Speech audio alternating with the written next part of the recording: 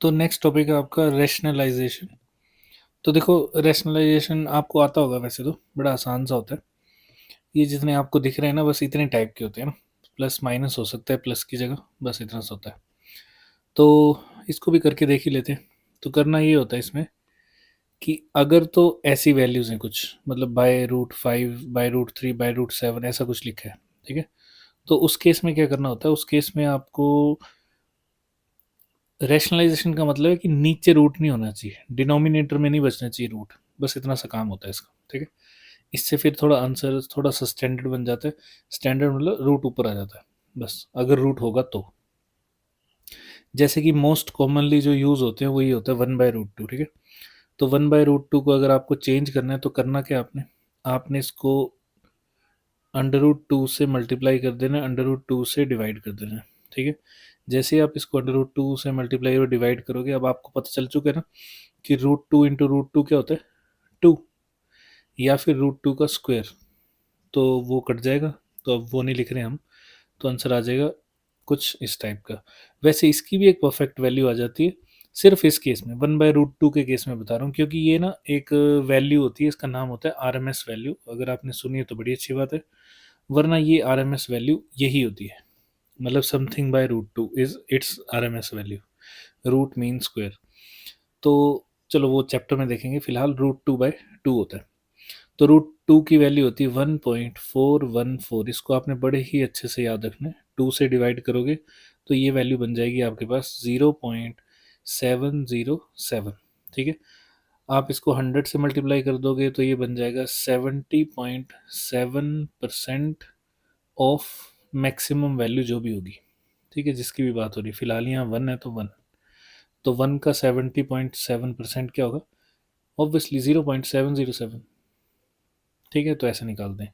तो अब आपको याद क्या रखना है, आपको याद रखना है जहाँ पे भी आपको दिखाई दे 1/√2, आप उसको डायरेक्टली रिप्लेस कर सकते हो 0.707 से, ठीक है। जैसे अगला क्वेश्चन देखो, अगले में क्या लिखा है, a/√2। तो मैंने आपको बताया a/√2 का आप क्या लिख सकते हो अब, 0.707 ऑफ ए, मतलब मैक्सिमम वैल्यू। या फिर आप इसको लिख सकते हो 70.7% ऑफ ए। ए वैसे एम्पलीट्यूड होता है, वो चलो आगे बात कर लेंगे कभी। ऐसे ही E naught by root two मतलब E naught is maximum value of voltage, ठीक है। तो एक्चुअली में ये ना वोल्टेज होती है। तो ये वोल्टेज होती है, जो घरों की सप्लाई आती है उसको एसी सप्लाई बोलते हैं, ठीक है। तो एसी सप्लाई की इक्वेशन होती है कुछ, उसमें ये मैक्सिमम वैल्यू होती है। तो this is maximum value E naught by root 2। तो इसको क्या लिखोगे, सिंपल 0.707 ऑफ मैक्सिमम वैल्यू। मतलब ये आरएमएस वैल्यू जो है वो मैक्सिमम वैल्यू से थोड़ी कम होती है। तो एक्चुअली में ये है क्या, ये होती है वोल्टेज की आरएमएस वैल्यू। तो आपको याद रखना है something by root 2 is RMS value of that something. Okay, next 1/√5। तो अब इसको क्या लिखोगे, सिंपल मल्टीप्लाई कर दो अंडर रूट 5 से मतलब नीचे से गायब करना है, ऊपर आता रहे हमें उससे कोई मतलब नहीं है। तो अंडर रूट 5/5 आ गया आंसर, ठीक है। इसको भी अंडर रूट 3 से मल्टीप्लाई कर दो, ऊपर भी अंडर रूट 3 से मल्टीप्लाई कर दो, तो ये आ जाएगा अंडर रूट 3/3। ऐसे ही ये क्या बन जाएगा, अंडर रूट 7/7। अब आपको याद रखना है, जब भी आपको ऐसी कोई क्वांटिटी दिखाई दे तो आपने डायरेक्टली उस चीज़ को ऊपर लिखना है और डिवाइडेड बाय बिना उसको अंडर रूट के लिख देना, ठीक है। मतलब 1 बाय अगर अंडर रूट ऑफ x दिखाई देते तो आपने फटाफट लिख देना उसको अंडर रूट ऑफ x/x। तो उम्मीद आप समझ गए। वैसे इसकी ज़रूरत नहीं पड़ेगी आपको, ज़्यादातर जो यूज़ होता है वो यही होता है। बाकी क्वेश्चन के बीच में तो कोई भी आ सकता है ना, ज़रूरी नहीं यही आए, हो सकता है ये आ जाए जो 5th नंबर पे लिखा है। अब इसको क्या करोगे, अब इसमें दोनों ही हैं। अब आप इसको ऐसे नहीं कर सकते कि आपने इसमें मल्टीप्लाई कर दिया अंडर रूट ऑफ ये और ये, है ना, ऐसा कुछ। तो इसको करने के लिए हम क्या करते हैं, ऐसी क्वांटिटीज़ को, मतलब रूट के साथ हो या एक रूट के साथ हो एक बिना रूट के हो। देखो जब दोनों ही बिना रूट के होंगे, फॉर एग्जांपल 1/3 + 2, अगर इसकी जगह ये होता तो इसको तो करना ही नहीं है, इसको रैशनलाइज करके क्या करना है हमने, कुछ भी नहीं, ठीक है। तो ये तो डायरेक्ट आ जाएगा 1/5, ठीक है। 1/5 मतलब 0.2। ओके, ये तो डायरेक्ट ही आ गया, इसको तो कोई प्रॉब्लम ही नहीं करने की। तो हम रैशनलाइजेशन उसको करते हैं जिसके अंदर रूट की टर्म आ जाए, कैसी भी रूट की टर्म आ जाए, ठीक है, किसी मैग्नीट्यूड के साथ आ जाए रूट की टर्म, दोनों ही रूट की आ जाएं, बीच में प्लस माइनस जो भी लगाओ, ठीक है, तो हमें इसको गायब करना होता है। गायब करने के लिए बहुत ही आसान सा तरीका है, क्या करना है, आपने मल्टीप्लाई करना है इसके साथ। क्या मल्टीप्लाई करना है, यही वैल्यू मल्टीप्लाई करनी है, बस फर्क इतना है कि साइन चेंज करके करनी है। जैसे अंडर रूट 3 और अंडर रूट 2 मल्टीप्लाई यही करना है, लेकिन प्लस की जगह लिख देना माइनस। ये इसलिए क्योंकि ये थोड़ा सा सोल्व हो जाता है, ठीक है। अब जो नीचे लिखोगे वही ऊपर भी लिखना पड़ेगा, तो उसी चीज़ को ऊपर भी लिख दो। बस इतना सा एक स्टेप है, ओनली एक स्टेप, और आपकी रैशनलाइजेशन खत्म, पूरा टॉपिक ही खत्म हो गया समझ लो, अगर आपको ये पता लग गया।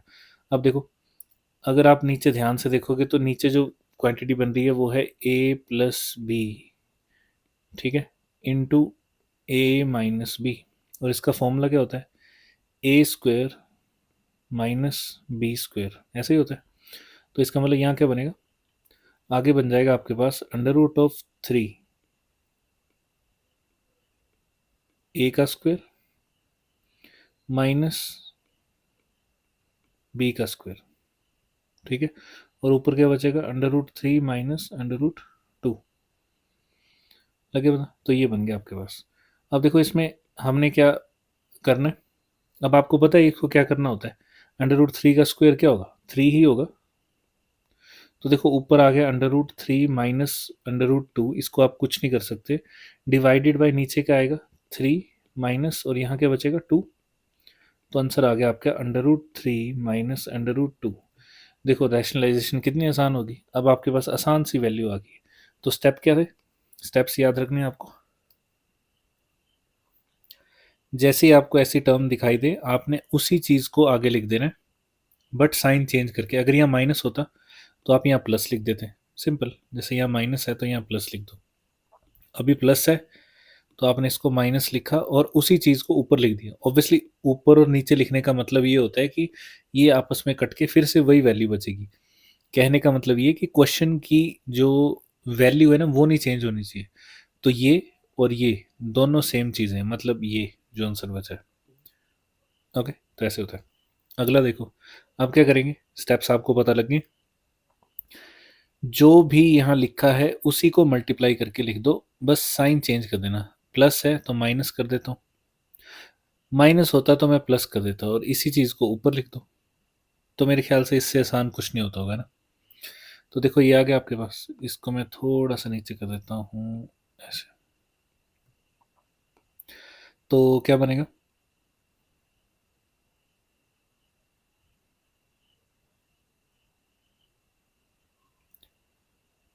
ऊपर बनेगा 3 - अंडर रूट 5। देखो यहाँ जो मर्जी हो उससे कोई फर्क नहीं पड़ता, ठीक है, यहाँ 4 भी हो सकता है, तो आपने यहाँ चुपचाप 4 मल्टीप्लाई कर देना है, उसमें कोई चेंज नहीं करना है ना, तो उसका ध्यान रखना है। जैसे मैं एक और करके दिखा दूंगा, तो 3 - रूट 5 डिवाइडेड बाई, नीचे क्या आएगा, a+b a-b, तो a का स्क्वायर माइनस b का स्क्वायर। तो अब तक आपको करने आएगी, तो 3 - रूट 5 डिवाइडेड बाय 3 का स्क्वायर होता है 9, माइनस रूट 5 का स्क्वायर होगा 5, तो आंसर आ गया आपके पास 3 - रूट 5 डिवाइडेड बाय 4। ठीक है, दिस इज योर आंसर। तो मेरे ख्याल से ये तो आसान है, आपको समझ आ गए होंगे। आपको नीचे से रूट गायब करना होता है, बस। आगे चलते हैं। अच्छा, एक मैं किसी कांस्टेंट वैल्यू के साथ भी करवा ही देता हूँ, कहीं जगह नहीं मिल रही है, हाँ यहाँ करवा देता हूँ। देखो, होगा ये कि कई बार क्या होता है,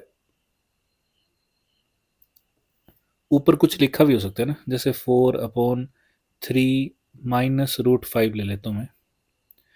अब इसको रैशनलाइज करना है, तो इसको रैशनलाइज करने के लिए क्या करोगे, इसके साथ मल्टीप्लाई करोगे यही वाली वैल्यू जो नीचे लिखी होगी ना, ऊपर वाली नहीं। अगर ये ऊपर लिखा है फिर तो और भी आसान है, मतलब अगर ये क्वेश्चन ऐसा होता 3 - रूट 5/4, तो आपने इसको कुछ नहीं करना था, यही आंसर है, रूट ऊपर ही तो होना चाहिए, देखो ऊपर है। ओके, लेकिन जब नीचे है तो फिर ये क्वेश्चन है, तो आप चेंज कर दो इसको, साइन चेंज करके उसी चीज़ को मल्टीप्लाई कर देते हैं, ऊपर आ जाएगा 3 + अंडर रूट 5। तो नीचे क्या बनेगा, नीचे आ जाएगा आपके पास ए का स्क्वायर माइनस बी का स्क्वायर, ए का स्क्वायर माइनस बी का स्क्वायर। देखो ए माइनस बी ए प्लस बी, तो ऐसे बनेगा। ऊपर क्या आएगा, ऊपर जो है वही 4 × 3 प्लस √5। तो देख लेते हैं क्या बन रहा है। ये बन जाएगा आपके पास 4 × 3 प्लस √5 डिवाइडेड बाय 3 का स्क्वायर 9 माइनस 5 √5 का स्क्वायर 5। तो मेरे ख्याल आपको पता लग गया ये 4 ही है, तो 4 को 4 से काट दो। This is your answer. बस इतना सा काम था। ठीक है, तो आपको याद रखना है ऐसे होता है। अगर ये नहीं कट रहा होता तो आपने इसको अंदर ब्रैकेट में मल्टीप्लाई कर देना था। ठीक है, तो आंसर आ गया आपके पास। तो मैं इसको हटा देता हूँ यहाँ से, आपने लिख लेना है। ठीक है, इसको चलो रहने दो यहीं। नेक्स्ट देखते हैं उसके बाद क्या है।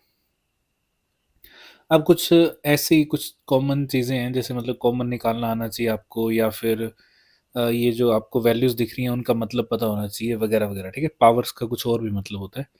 जैसे यहाँ लिखा है मैंने एक्स की पावर -2। तो देखो एक्स की पावर माइनस का मतलब क्या हुआ, देखो अगर पावर नेगेटिव है ना तो इसका मतलब होता है इसको रेसिप्रोकल कर दो, नीचे है तो ऊपर ले आओ, ऊपर है तो नीचे ले आओ। अभी एक्स की पावर क्या है, -2 है, तो इसको प्लस बनाने के लिए आप इसको नीचे लिख दोगे। ध्यान रखना है, बहुत ही इंपॉर्टेंट चीज़ है ये। ठीक है, कई बार गड़बड़ हो ही जाती है प्लस माइनस करते हुए। तो इसको आप ऐसे लिख सकते हो। बाकी इसके बाद तो आपको पता ही है, स्क्वायर तो स्क्वायर ही होता है, तो एक्स इंटू एक्स, मतलब 2x है यहाँ पे ना, तो वही है।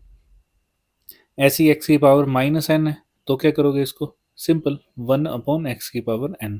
तो मतलब x x x x x multiply होते जा रहे हैं। ठीक है, फिर उसके बाद इसको देखो, अब यहाँ क्या है, एक्स की पावर -3 कहाँ है, नीचे है ना, तो इसको ऊपर लाके आप इसकी पावर प्लस की कर सकते हो। ठीक है, देखो जब पावर प्लस की है तो नीचे ले जाके माइनस कर दो, जब पावर माइनस की है तो नीचे ले जाके प्लस कर दो, या वाइस वर्सा। ठीक है, ऊपर भी ला सकते हो। अच्छा इसको देखो, ये भी आपको पता होना चाहिए, अगर बेस सेम होता है तो पावर क्या हो जाती है, ऐड। ये मैं बस वैसे लिख रहा हूँ, वैसे आपको पता ही होंगी ये चीज़ें। बेस सेम है और ये डिवाइड हो रहे हैं, तो एक्स की पावर m-n कर देते हैं।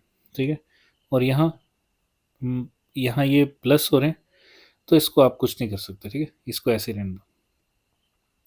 नेक्स्ट देखो, टेकिंग कॉमन्स। अच्छा, कॉमन निकालना है, तो कुछ कॉमन निकालना है। ठीक है, अभी क्वेश्चन ये नहीं है कि क्वेश्चन कैसा होगा, अभी बस इतना सा है कि आपको बस कॉमन निकालना सीखना है। बहुत ही आसान सी चीज़ बता रहा हूँ मैं, कुछ बड़ा खतरनाक नहीं बता रहा हूँ, पर क्योंकि मुझे बताना है इसलिए मैं बता रहा हूँ। ओके, तो देखो कॉमन निकालना है आपको, तो कॉमन निकालना है तो क्या करोगे, इसमें इन दोनों में देखो क्या कॉमन दिख रहा है आपको, ऑब्वियसली 2 कॉमन दिख रहा होगा। आप चाहो तो मैं इसको तोड़ के लिख देता हूँ, 2 प्लस, क्या इसको मैं 2 इंटू एक्स लिख दूँ। इसको फैक्टर्स बोलते हैं। ठीक है, जिसको आप मल्टीप्लाई में लिखते हो ना उसको फैक्टर्स बोलते हैं।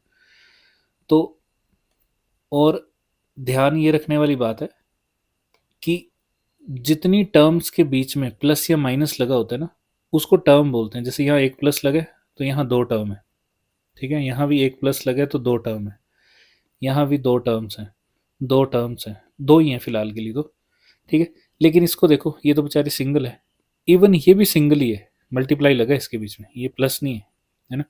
अगर ये प्लस होता जैसे यहाँ, तो ये 2 टर्म्स हैं, तो कॉमन जो निकलते हैं ना वो 2 टर्म में से निकलते हैं। आप सिंगल टर्म में से कॉमन कुछ नहीं निकाल सकते। जैसे कि एग्जाम्पल के लिए इसी को ले लो, अब आप इसमें से कुछ भी कॉमन नहीं निकाल सकते, क्यों, क्योंकि ये मल्टीप्लाई में है, इसमें कॉमन नहीं निकलेगा।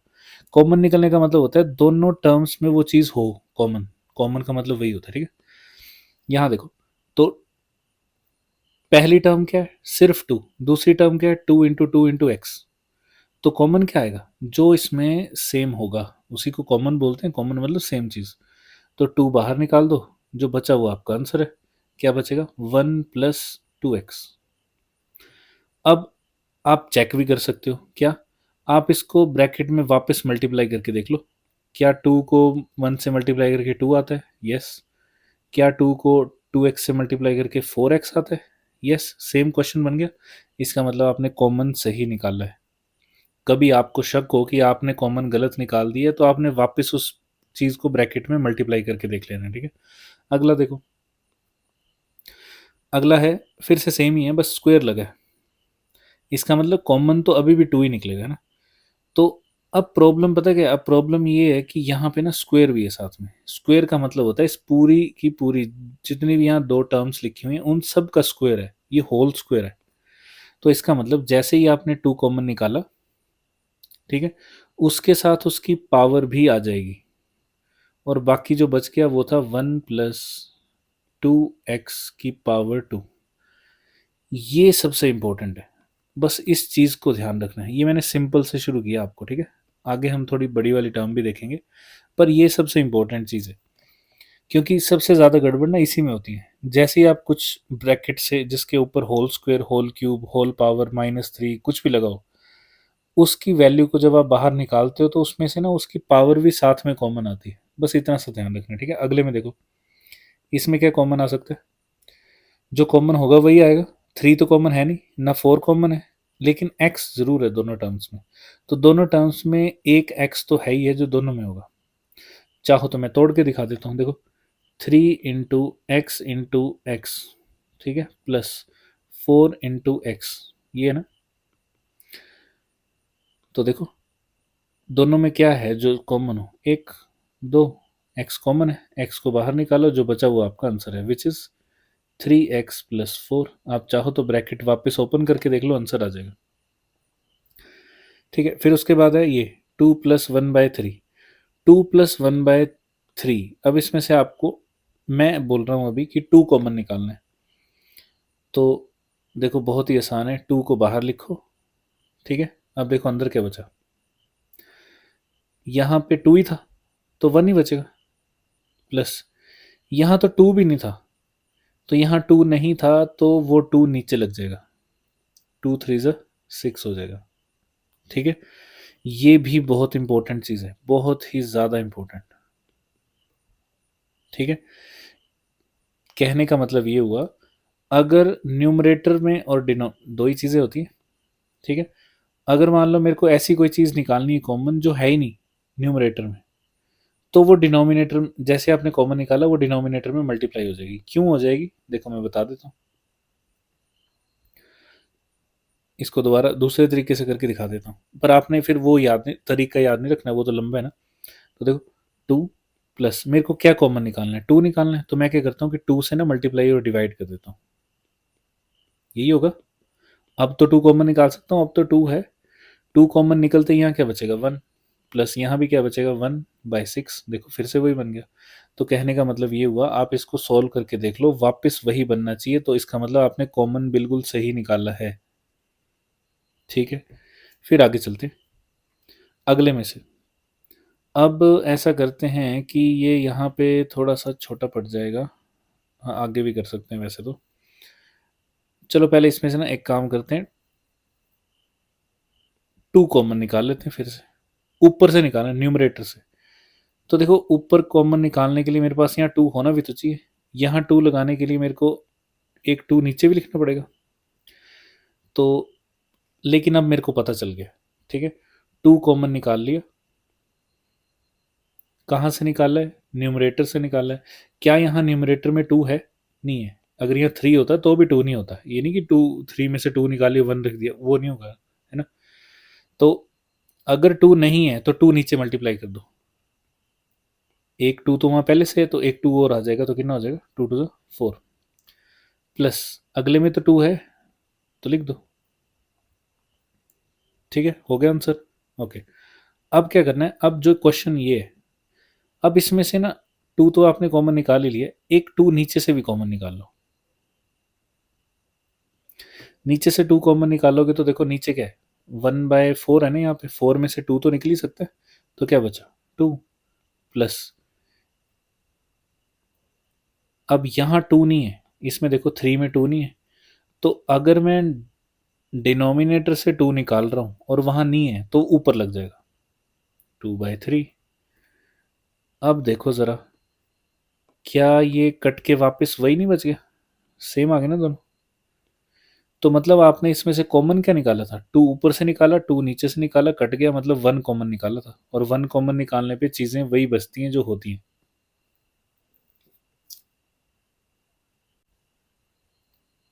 तो मेरे ख्याल से बेसिक सी चीज़ थी, आप समझ गए हो। मैं एक किसी और तरीके से भी बता देता हूँ। देखो, कोई और एग्जांपल ले लेते हैं, जैसे कि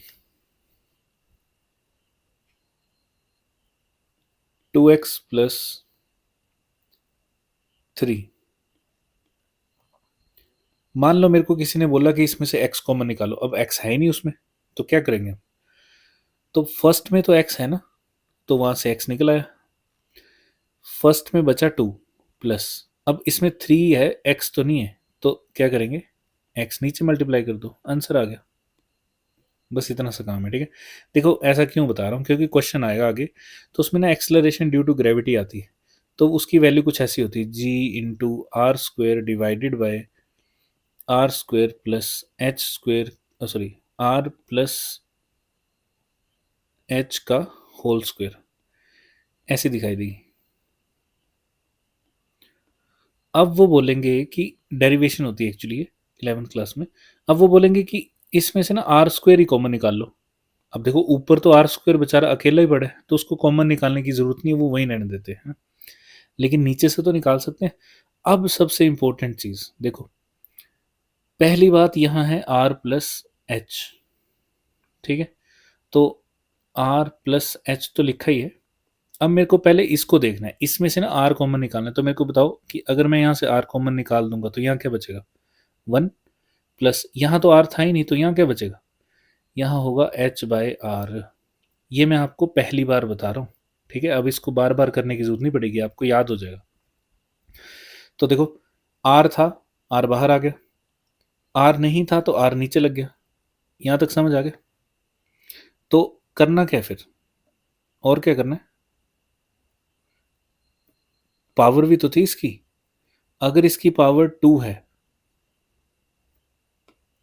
यहाँ 2 है, तो वो पावर अभी भी सभी की है, ठीक है। तो देखो क्या कॉमन निकला, आर स्क्वेयर अलग हो गया, 1 प्लस एच बाय आर की पावर 2, ये अलग बच गया। ये भी एक क्वेश्चन है, आप इसको क्वेश्चन की तरह ट्रीट करना, दिस इज क्वेश्चन, यहाँ आंसर आएगा आपका, ठीक है। ये भी नहीं आंसर, आंसर तो इस तरफ आएगा सोल्व करके।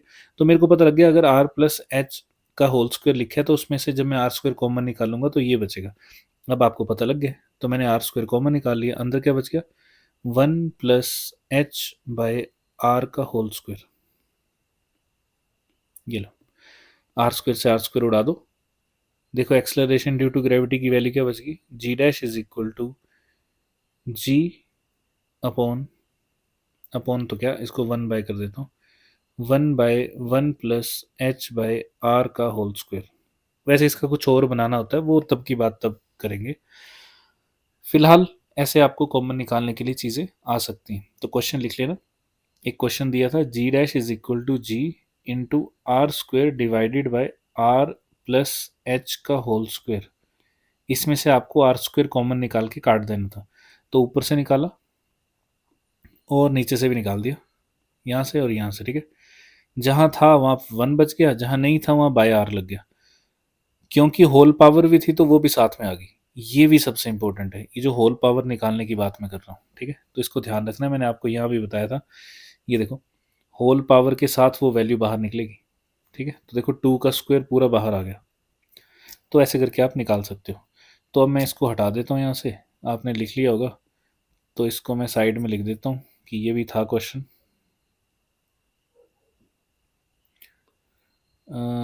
ये चलो यहीं रख देते हैं, ये आपका एक क्वेश्चन बन गया 9th। चलो, अब देखो यहाँ से क्या क्या कॉमन निकलेगा। देखो, वैसे तो इसको सोल्व किया जा सकता है, ऐसा कुछ नहीं कि आपको सोल्व करना नहीं आता, लेकिन आप निकाल सकते हो, ठीक है। देखो, सबसे पहले ये देखो कि यहाँ पे लिखा क्या है, यहाँ लिखा है 64 की पावर -2 लिखा हुआ है, यहाँ लिखा है 8 की पावर -2। क्या 64 को मैं 8 इंटू 8 तो लिख ही सकता हूँ, ठीक है। तो क्या मैं इसको 8 की पावर -4/3 लिख सकता हूँ? लिख सकता हूँ, ठीक है। वैसे तो मेरे को कॉमन निकालना है, पर देखते हैं क्या क्या कॉमन निकलता है यहाँ से। तो 64 की जगह मैं लिख देता हूँ 8 का स्क्वायर, लिख सकते हैं सिंपल। और उसकी होल पावर क्या चली है, -2/3, ठीक है, +8 की पावर -2। आप चाहो तो ये कॉमन निकाल लो, नहीं कॉमन निकालना है तो यहीं पे उड़ा दो।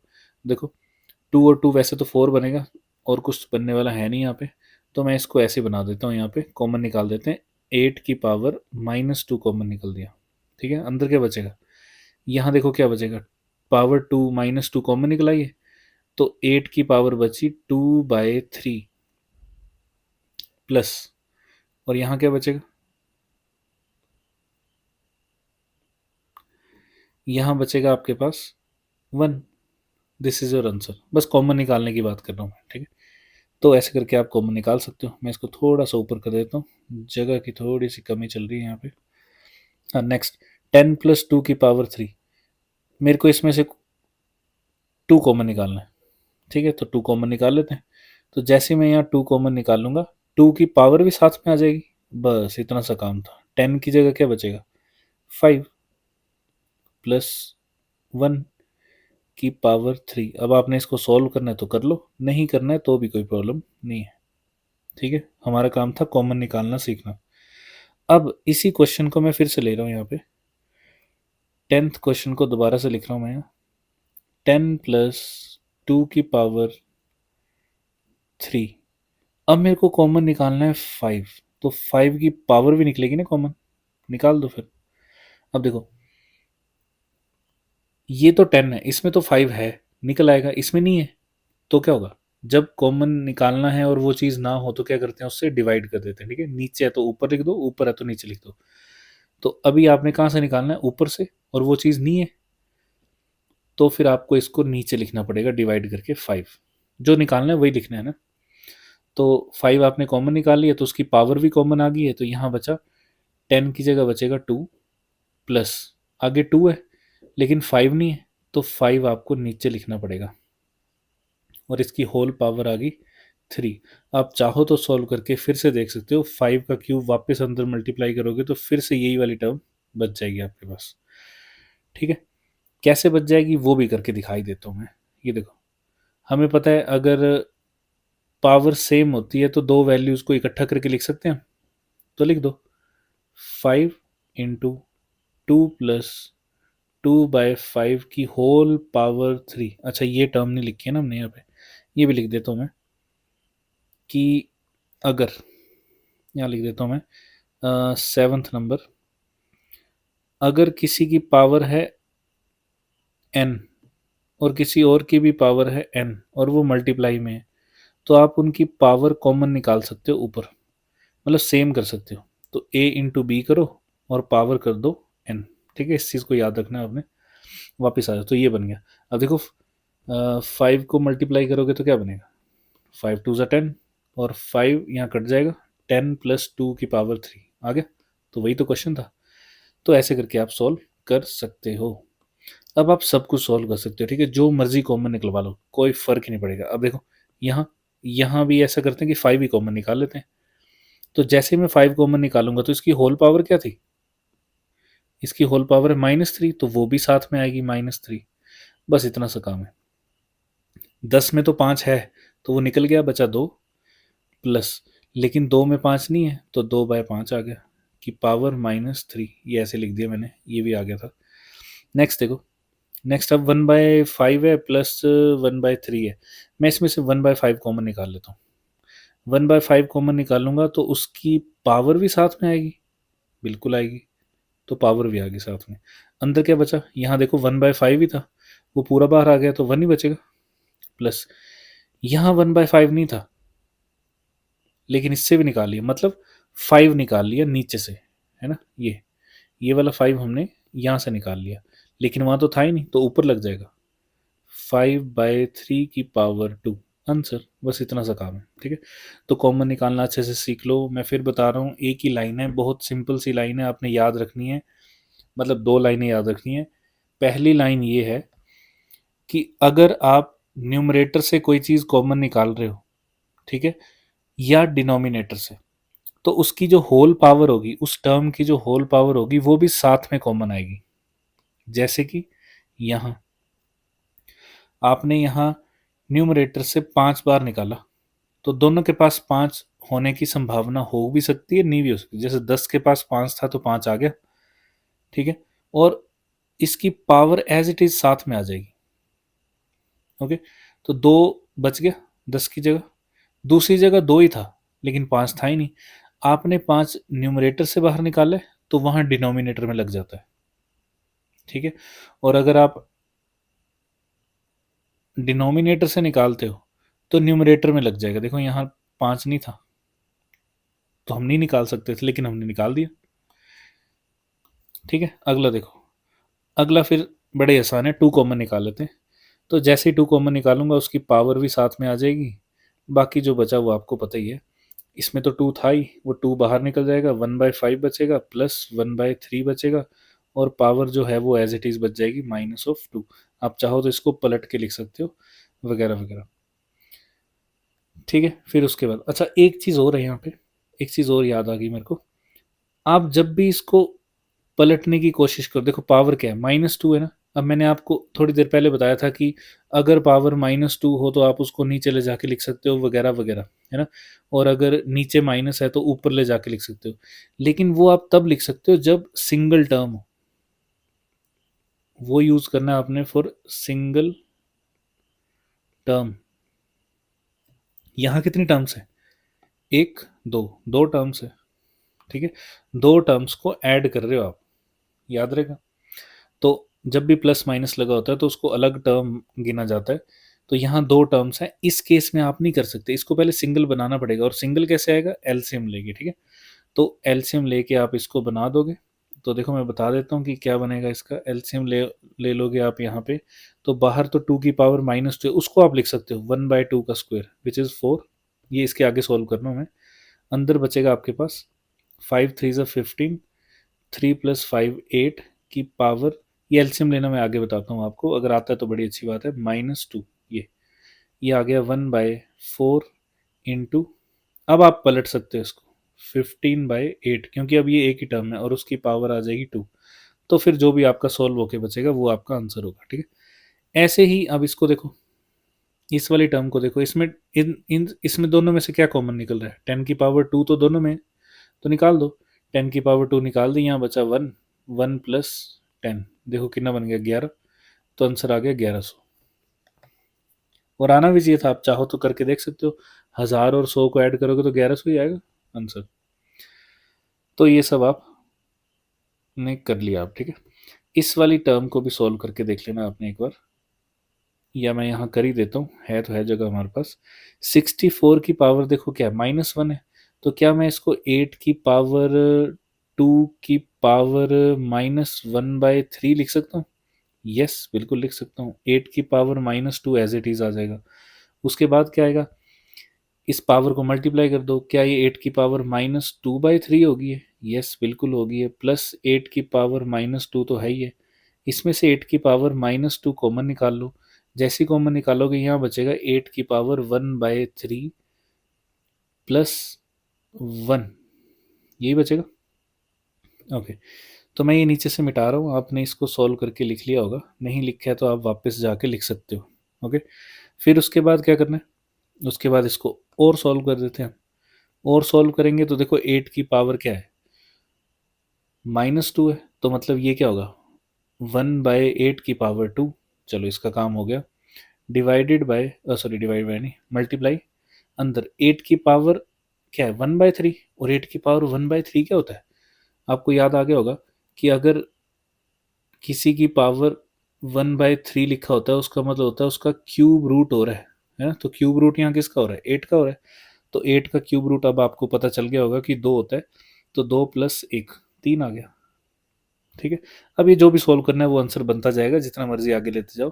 तो आंसर आया 3/64। This is your final answer. Okay, तो ऐसे सॉल्व करते हैं, आपने एक एक क्वेश्चन सॉल्व करना है। जब आप ये सॉल्व कर लोगे, you are good in this topic, ठीक है। ये पॉइंट वॉइंट, ये कॉमन निकालना निकालना सब कुछ आ जाएगा, ठीक है। नेक्स्ट देखते हैं। नेक्स्ट कुछ बेसिक सी टर्म्स हैं जो आपको वैसे पता होंगी, बट फिर भी मैं बता देता हूँ एक बार फिर से। देखो, होगा क्या, ए की पावर 0, आपको पता है समथिंग रेज टू पावर 0 क्या होता है, 1 होता है। 1 की पावर 1 1 ही होता है। 3 की पावर 0, वैसे यहाँ 0 लिखना था पर चलो जो भी है वो सेम ही आ जाएगा। 3 की पावर 0 1, 2001 की पावर 0 1, एक्स की पावर 0 1, पाई की पावर 0 1, जिसकी मर्जी पावर 0 कर लो 1 ही होगी। ठीक है, तो वैसे इसका मतलब क्या हुआ, समथिंग रेज टू पावर 0 1 का मतलब क्या हुआ, इसका मतलब ऐसे देखो, जैसे मान लो इसकी जगह होता है एक्स की पावर 2 डिवाइडेड बाय एक्स की पावर 2, तो मैं इसको ऐसे लिख सकता हूँ ना, एक्स की power 2 minus 2 which is x की पावर 0, और अगर आप इसको काटोगे तो 1 ही तो बचेगा, इसलिए ये 1 होता है। इस चीज़ को ध्यान रखना है। मैथ्स में बड़ी सारी चीज़ें होती हैं जो हमेशा घूम फिर के बिल्कुल सही हो ही जाती हैं।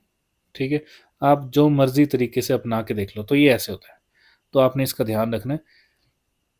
किसी भी चीज़ के साथ ले सकते हो, ज़रूरी नहीं इसी के साथ लेना है। मान लो मैं एक्स क्यूब के साथ लेके दिखा देता हूँ, x cube by x cube, ठीक है, इज इक्वल टू, हमें पता है जब डिवाइड में होता है और बेस सेम होता है तो एक्स की पावर हम माइनस कर देते हैं, तो 3 माइनस 3 कर दो, विच इज़ एक्स की पावर 0, और यही तो है 1 आंसर। जो मर्जी ले लो, 2 की पावर 2 बाई 2 की पावर 2 इज इक्वल टू 2 की power 2 minus 2 is equal to 2 की पावर 0 इज इक्वल टू 1, क्योंकि 4 बाय 4 1 होता है आंसर। तो ये सब वो होता है। ठीक है, ये आपने साइड में लिख लेना अच्छे से। नेक्स्ट है ए की, ए बाय 0 इज इन्फानाइट। अब ये कैसे आप चेक कर सकते हो, आप चाहो तो कोई एग्जांपल ले लो। देखो फॉर एग्जांपल मैं 1 ले लेता हूँ, ओके, 1 को मैं डिवाइड कर रहा हूँ 10 से, कितनी वैल्यू आएगी, 0.1, कम होगी ना 1 से। अब मैं थोड़ी बढ़ा देता हूँ, 1/1000 कर देता हूँ, तब क्या आएगा,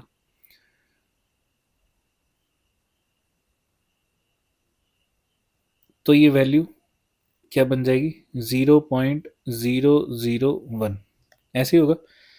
लेकिन अगर मैं ये कम करनी शुरू कर दूं तो क्या होगा, मतलब नीचे मैं कम से डिवाइड करूं तब क्या होगा, मेरे को एक्चुअली कम से डिवाइड करना है ना, ये तो हमें पता है ना कि बड़ी वैल्यू से डिवाइड करोगे तो छोटी हो जाएगी, छोटी से डिवाइड करेंगे तो क्या होगा, जैसे 0.1 से डिवाइड कर दिया 1 को, अब क्या होगा, अब ये बड़ी बन जाएगी। ठीक है, फिर उसके बाद और छोटी कर दो, 0.001 कर दिया, अब क्या होगा, अब ये 1000 बन गई। फिर और छोटी कर दो, 0.0000001, ओके, अब क्या बनी है, कितने, 1 2 3 4 5 6 7, 7 है, तो ये ऊपर जाके क्या बन जाएगा, 10⁻⁷। ऐसे ही करते जाओगे और करते करते उस वैल्यू को लगभग ज़ीरो ही कर दोगे, इसलिए वो इन्फानाइट बन रही है। जैसे जैसे आप वैल्यूज़ को डिक्रीज़ कर रहे हो, ये देखो नीचे वाली वैल्यू डिक्रीज़ की, फिर और डिक्रीज़ की, फिर और डिक्रीज़ की, पहले 1000 और 100 लिखा था ना 10, फिर उसके बाद और डिक्रीज़ कर दी, मिनिमम क्या हो सकती है, 0। तो ये भी बढ़ता गया बढ़ता गया बढ़ता गया, बढ़ते बढ़ते इन्फानाइट पहुंच गया। इसलिए something raise something something divided by 0 is infinite. Sorry for interruption. Next, A by infinite, इसका उल्टा करके देख लो, वो जो मैंने पहले बताया था वही वाला देखना है ना। तो समथिंग डिवाइडेड बाय इन्फानाइट क्या होगा, 0 होना चाहिए, ये तो हमें पता ही है। तो अभी अभी तो मैंने आपको बताया था कि ये गायब होता जाता है, देखो फिर से 1 ही ले लेते हैं, 1/10 कितना होगा, 0.1, 1/1000 कितना होगा, 0.001, 1/1 2 3 4 5 6 कितना हो जाएगा, 0.1 2 3 4 5 6। अच्छा ये आपको बनाने तो आते हैं ना, देखो जितने ज़ीरो होते हैं डेसिमल के बाद उतने प्लेसेस होने चाहिए, बस इसका ध्यान रखना है, ठीक है। ये इसमें और कुछ नहीं होता है। देखो मैंने कितने ज़ीरो लगाए, 6 लगाए थे गिन के, तो डेसिमल प्लेस के बाद 6 ही डिजिट है, 6वां 1 है, मतलब ये कहने का मतलब, ठीक है। जैसे इसकी बजाय मैं कोई और चीज़ ले लूँगा, जैसे अभी तो नहीं लेनी चाहिए थी मेरे को, बट फिर भी मैं ले ही लेता हूँ। मान लो ऊपर मैं लिख दिया 12, 12 डिवाइडेड बाय 1000, है ना, तो क्या करोगे, 0 पॉइंट कितने डेसिमल प्लेसेस होने चाहिए, 3, लेकिन ऊपर कितने हैं 2, तो एक ज़ीरो एक्स्ट्रा लगाना पड़ेगा आपको, तो ये बनता है, ठीक है। पर चलो हटा दो इसको। नेक्स्ट, अगर मैं ऐसे करते करते इन्फानाइट कर दूं तो ये वैल्यू छोटे होते होते ज़ीरो बन जाएगी, सिंपल, बात खत्म। इसलिए something divided bye infinite zero होता है, ठीक है। अब आपको दो कर चीज़ें और याद रख लेनी है। ये देखो ई की पावर ज़ीरो तो आपको पता है वन ही होगी, इसमें तो कोई दो राय नहीं है, ठीक है। ई की पावर इन्फानाइट इन्फानाइट ही होता है, ठीक है, ये ध्यान रखना आपको। ई इज यूलर कांस्टेंट, ये यूलर मैथमेटिशियन था, उसने दिया था।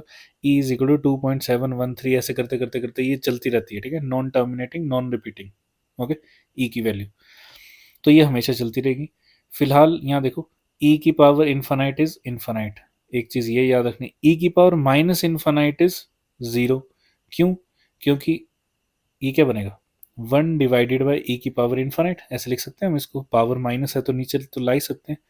और वन अपॉन ई की पावर इन्फानाइट क्या होता है, इन्फानाइट, अभी तो लिखा हमने, तो वही है समथिंग अपॉन इन्फानाइट क्या होता है, ज़ीरो, ये भी हमने अभी लिखा है, तो मतलब ऐसे होता है, ठीक है।